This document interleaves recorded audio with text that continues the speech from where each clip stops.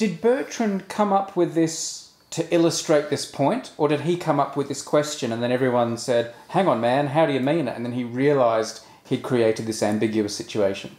I don't know the history behind how it came to. In the textbook that he was writing, it was presented more or less as I've presented it here, where he's coming on high saying, I know there's 3 distinct ways of thinking about it. This is why you should view this as a caution about infinite probabilities.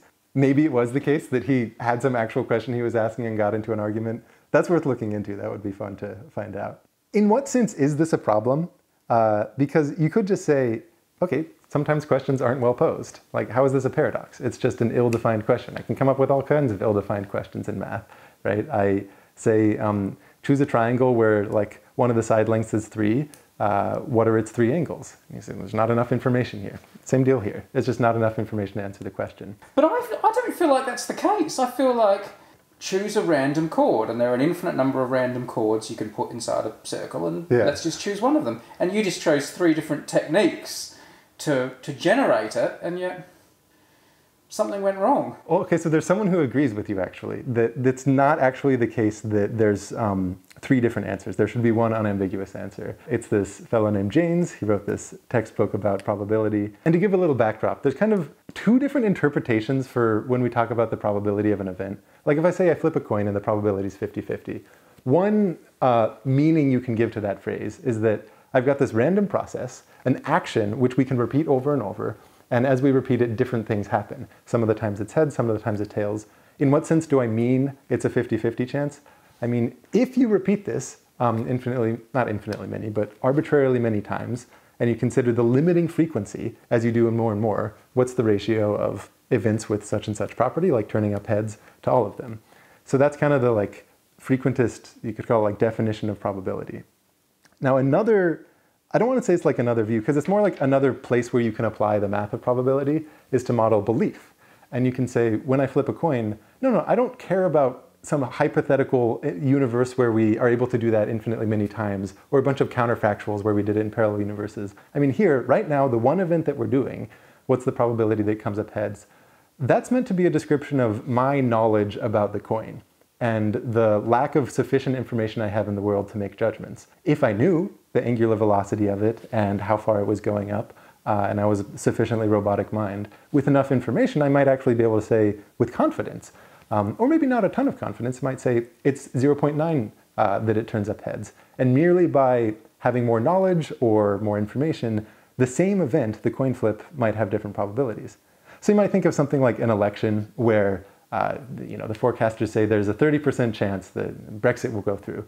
That's not an event that you're repeating many, many times. You're not going through a universe where that vote happens once. So you have to ascribe meaning to the probability for that one time that it occurs. Now, if that's your interpretation, this poses a deeper issue. Because to the frequentist interpretation, you can say it's not well specified because you have to define what specific process are you doing. Once you define a process, then I can simulate it, then I can tell you we can do the frequentist thing. The Bayesian thing would be to say, hey, we can't say there's not enough information to give an answer. The whole function of probability theory is to model knowledge in light of not enough information. So, James was one of these people who was very opinionated about that being like the right way to do statistics or the right way to interpret probability. And so I think he was maybe motivated to attack an example like this by saying, no, there is a way that you can apply principles to the probability theory that you do that lands you on an unambiguous answer. And his line of reasoning went like this. There's no information in the problem statement about the size of the circle or where the circle falls in space. And when you don't have information about something, you can't ascribe more significance to a particular choice. So whatever your answer is, it should be the case that if the circle was a little bit smaller or the circle was translated elsewhere in space, it doesn't change your answer. And so he kind of thinks about it like this. The chords are going to be pre-existing lines that just exist as whatever segment of lines you might have out there. And he says, if you've got this distribution of lines and then draw some circle in one spot and ask your Bertrand's paradox question, inscribed triangle, side length of that triangle, probability that the chord happens to be longer than that. Whatever answer you get, it shouldn't change if you take that same circle and you translate it over. And we started doing it in some different spot. It also shouldn't change if you grow the circle and instead make it bigger. And we can kind of visually see that this rules out at least one of the methods that we did, because when we were choosing a random center point of the circle and we ran through the whole simulation, it just looks sparser in the middle. So maybe the probabilities would happen to work out exactly the same, but the distribution of chords, if I drew some small circle in the middle of that, which I can animate for you if you want, just look different qualitatively than if I shift them over. And in fact, if you were to actually do the math and figure out, the probabilities that their lengths compared to the inscribed triangles in those little circles, it would come out to be different. And then he gives this really nice line of reasoning for why, if you have this invariance, and in fact, all he needs is translational invariance, you get to the 1/2 answer unambiguously.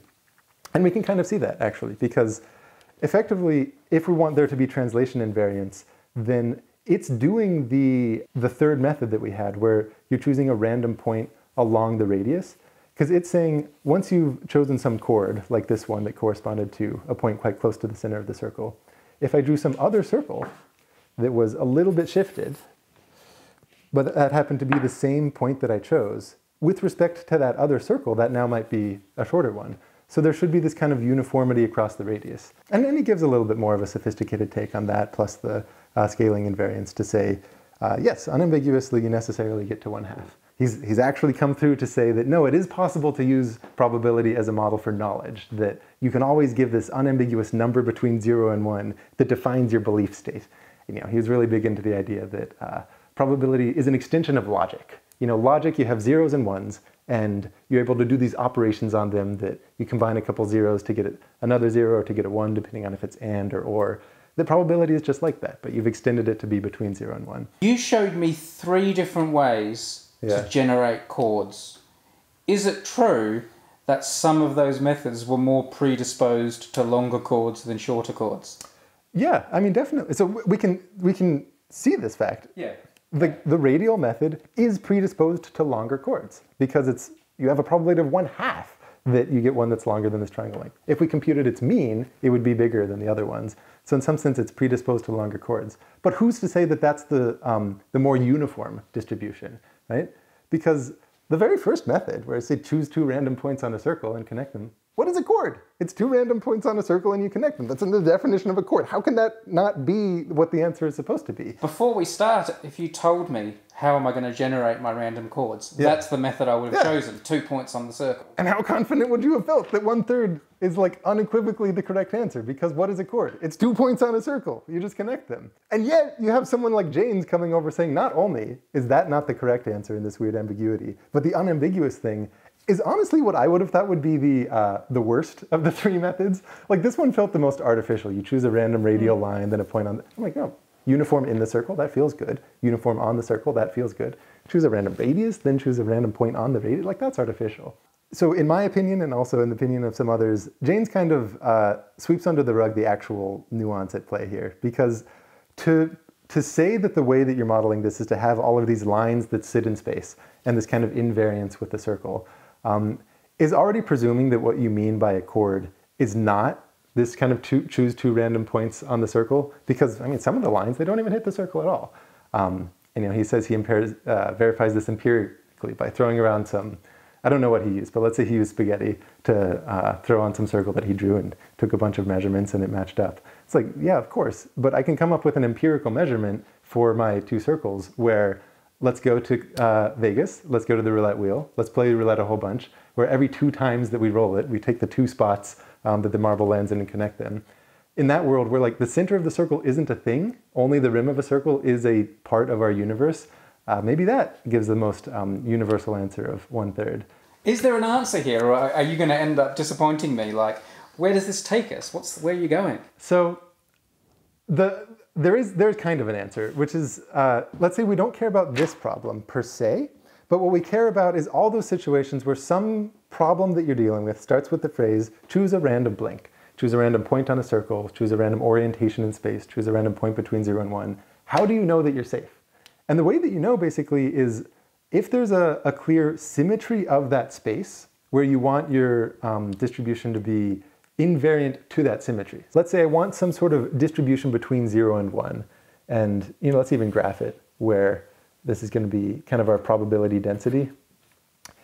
In theory, we have this feeling that if you have some kind of density along this that looks like a flat graph, as opposed to being something that, you know, looks like some weird Gaussian between them, that this is the one that's uniform. And the sense in which we can say this is true is that if I choose some little neighborhood, some small region of points between A and B, and I want to know what's the probability of falling in between them, that this should be translation invariant. That if I then go and I say A plus some kind of delta, and then B plus some kind of delta, that independent of your delta, once you shift that in your space, it doesn't change the probabilities. And in our chord question, we have one clear symmetry, which is that when you rotate the circle, it shouldn't change the probabilities. If you look at the distributions that we animated earlier, all of them have this kind of rotational symmetry.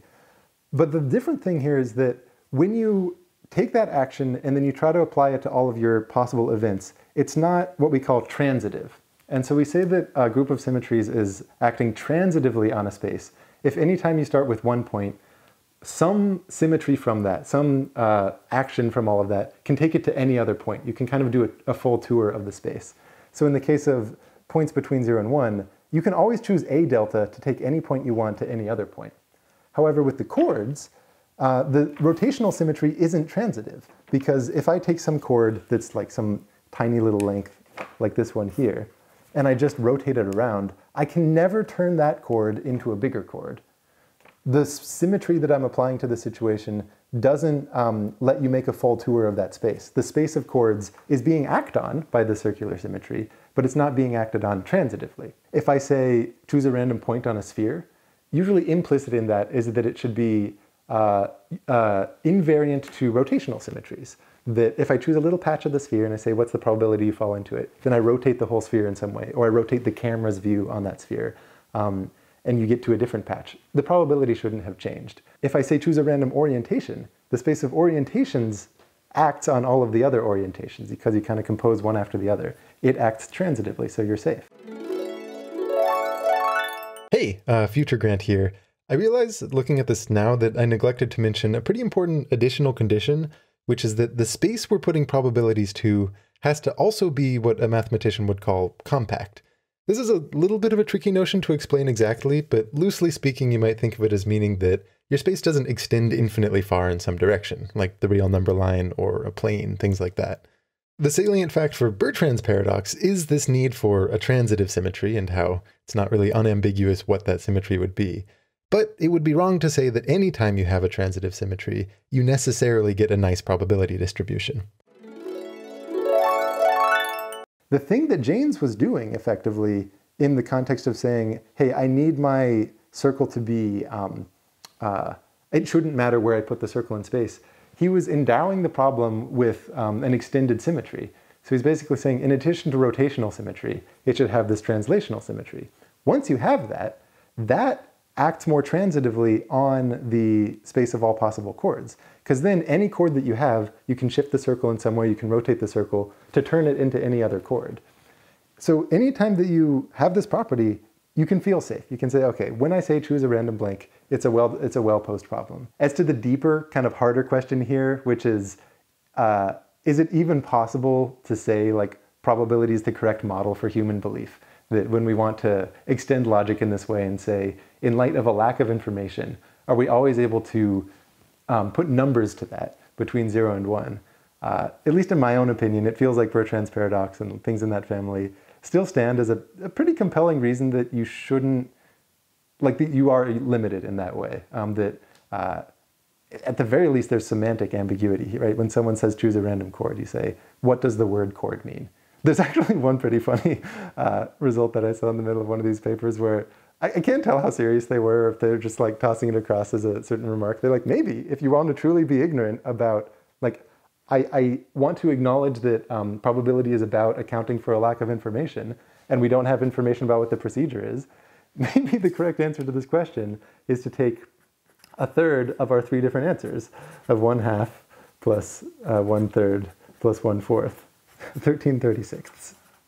So, you know, if you wanted to genuinely be ignorant between these three different methods, maybe the correct answer you should say to Bertrand's paradox is that it's 13 and 36. The ultimate Bayesian has to like land on them, that as their particular answer. But then that's compromise. It's compromised, but it certainly doesn't feel principled, because who's to say there's not a fourth student that needs to be thrown into that? And how do you know what all of the possible interpretations of this question could be? You're a math guy, right? When you lie in bed at night and you think about Bertrand's paradox, what is the emotion it stirs in you? Is it sort of pleasure and delight, frustration? What does this kind of stuff make you think and feel? I mean, I feel like all the time people want math to do more than it really can. You know, like one of the biggest misconceptions is that math tells you like truths, but it doesn't. It tells you, given certain assumptions, what are the necessary links to consequences. And so you have all the interesting stuff coming from the parts that feel the least mathematical, where it's what axioms should you choose before you start doing the math to see their implications. And this is sort of like a microcosm of that, where it's sort of telling you that there is this limitation to trying to put numbers to ignorance. It's so tempting to say, we're dealing in this chaotic world where we don't know things, but we can like assign numbers to that very lack of knowledge itself and make the idea of a lack of knowledge the part of this science where we try to build our knowledge. I actually quite like James's textbook, to be honest. Like, it has a lot of really compelling ideas in there that feel good for modeling the world, but it's unfortunately more limited than that and more nuanced. And you see these cases over and over again, like Gödel's paradox, where you want math to be able to be this self-contained thing that can do everything, but it's no different from the other fields out there. As much as it wants to be on its own pedestal, like, it's got its own foibles that we all just have to deal with. Like, every other science certainly knows this well. Like, why did the mathematician think that they would get to play a different game entirely? So I'm frustrated by this. Let me tell you why. Why? I know what a fair coin is, right? I know how a fair coin works. I know how a fair dice works. I know how a bucket of balls numbered 1 to 50 works and how you can have fair randomization there. I feel like there should be a fair definition of a random chord in a circle. And I feel like 2 of these must be a sleight of hand and 1 of them must be real. But I just don't know which one. Let me ask you this. Let's say we're playing one of those games with lots of different kinds of dice, like Dungeons and Dragons. We've got the 20-sided die, the 12-sided die, whatever other shapes. And there might even be some crazy geodesic dome that's a 150-sided die. And then tell you, hey, Brady, I know you just told me coin flips are unambiguous, die throw is unambiguous. So I'm going to choose a random die from this box. You haven't seen the box. You don't know what the heck is in that box. I choose a random die and I roll it. What's the probability that I roll a 5? Does that feel like it should have a clear answer? I feel like if I know what all the dies are... You don't. I didn't tell you. Here, I didn't tell you in what sense I mean the word chord. In the same way that you want to know what all the dies are, you're like, as soon as you tell me what the dies are, just tell me the dies, then it's a clear problem. Just tell me what a chord is. What is a chord? Is it a line through space that happens to pass through the circle? Or is it like 2 lines on that circle that I'm connecting? The most suspect method might be the random midpoint somewhere inside the circle. I am not sure what, someone will probably be able to write in comments and I think you're correct. What symmetry can you apply to all the chords such that when you want your distribution to be invariant with respect to that symmetry, you get the same distribution as choosing a random midpoint? There might be an answer to that, but I couldn't think of one at least readily offhand. Whereas the other 2, it's like you introduce translational symmetry or you introduce circular symmetry of the second point. This is how I think you truly generate a random chord. Tell me. Draw every possible chord inside the circle. So it's a solid, so every possible line is drawn. Mm-hmm. Each one is numbered, and then we randomly choose a number. Okay, so a couple issues there. What's your numbering system? Is it like 1, 2, 3, 4? Yeah.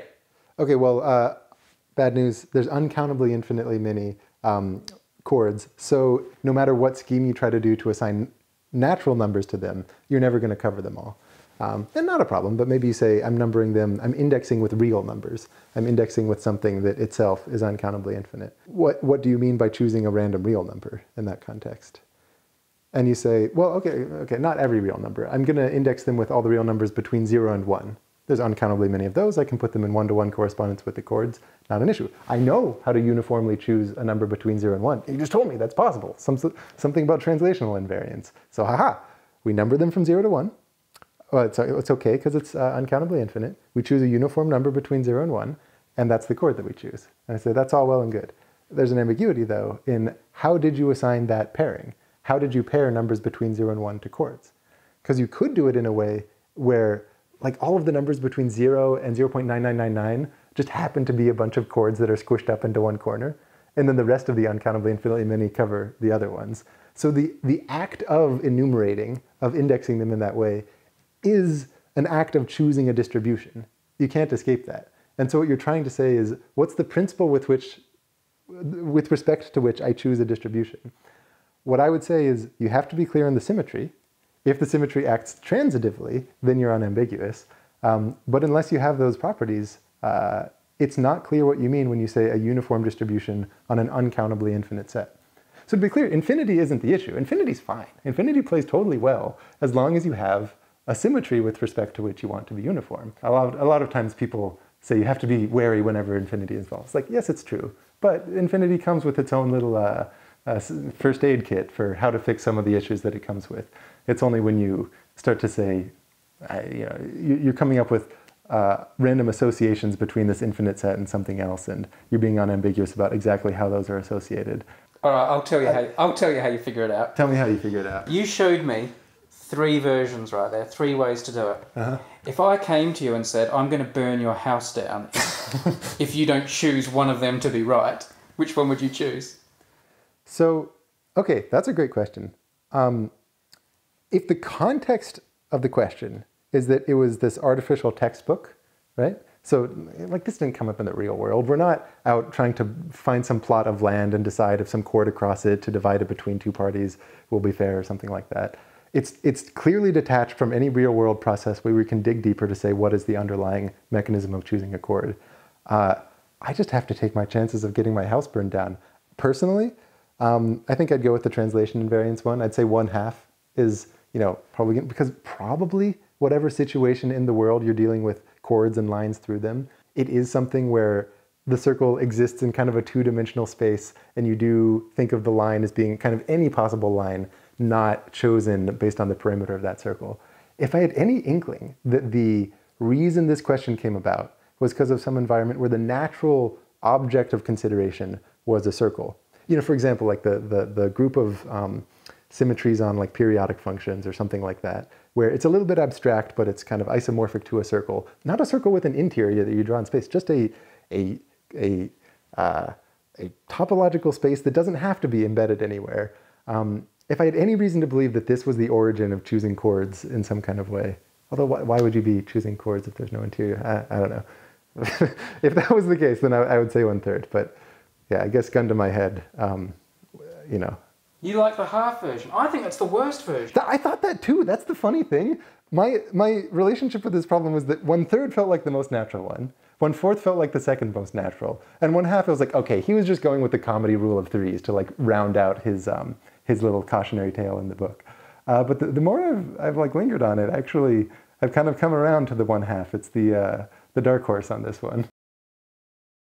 It's named after the logo, which is a loose depiction of my eye color, which is 3/4 blue, 1 color brown on the right side. Although the closer I look at it, sometimes I realize it's not as clean a fraction as that, but whatever. Give me a look, hang on. All right. Yeah, I'd say maybe it's about like 2/5.